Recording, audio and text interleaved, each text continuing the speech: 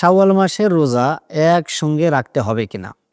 আমরা সকলেই হাদিস শরীফ থেকে জানতে পেরেছি বা জেনে থাকি শাওয়াল মাসে ৬টা রোজা রাখতে হয়।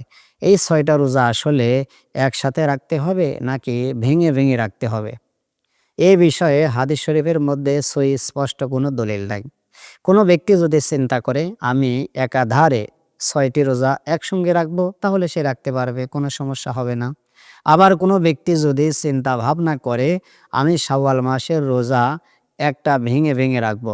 যেমন দাউদ আলাইহিস সালাম একদিন পরপর রাখতেন। এইরকমভাবে কোনো ব্যক্তি যদি রোজা রাখে তাহলে সেটাও আদায় হয়ে যাবে। তাহলে বুঝতে পারলাম শাওয়াল মাসের রোজা একটানা ৬টাও রাখা যাবে।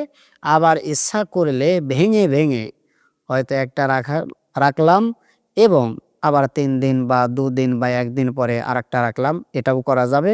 এতে কোনো সমস্যা হবে না। আশা করি বুঝতে পেরেছেন।